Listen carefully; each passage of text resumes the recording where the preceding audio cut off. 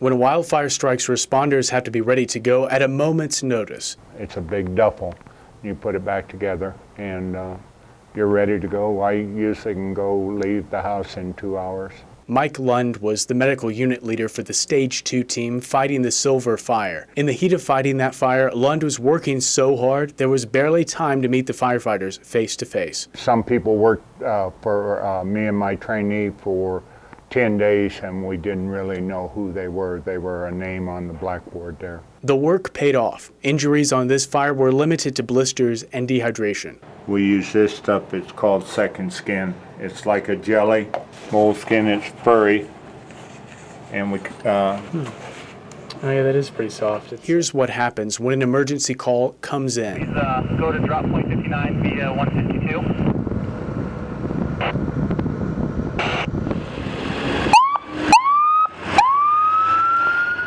We have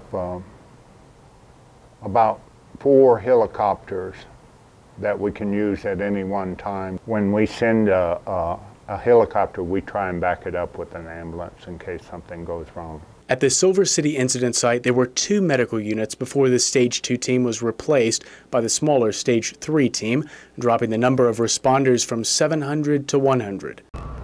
This structure here is the 2nd medical unit. This one's down at the base camp, and the new incident commander can decide whether they're going to keep this one here or not. Working here was Justin Kreider, an EMT from Taylor, Arizona. He treated the blisters and dehydration just like Lund did. Here, the first half of this assignment, it was extremely hot. You know, we had a couple of days where the temperature was over 100 degrees. We had, guys, they were drinking all the water they could, but, we're still getting dehydrated. Now, we've gotten some rain, we've gotten some moisture, it's getting fairly cold at night. So, it just depends on where you're at and what the weather's doing, really. Kreider explains what it means to see one of the elite hotshot firefighters walk in the door. So when one of those guys comes in and says, hey, I've got an injury, it's going to be something serious. Firefighters across the country have been touched by the 19 who died in the Yarnell fire in Arizona. Those working at the Silver Fire, like Kreider, were no different. Crews in the Southwest. We travel to incidents back and forth to help each other out. So I know I've met several of them. I probably couldn't have picked them out in a crowd, but yeah, I have met and probably treated some of them. The hot shots are the best of the best out here. What we do with an engine and 250 gallons of water, they do with a shovel. And you can't say enough about those guys. They do it day in and day out, 16 hours a day. They come back, they eat, they go to sleep for 4 or 5 hours, get up, and then they go do it again. Lund, who's been doing this almost a decade, had a similar experience. I know I've worked with Granite Mountain hot shots before, and I know they came into the medical unit.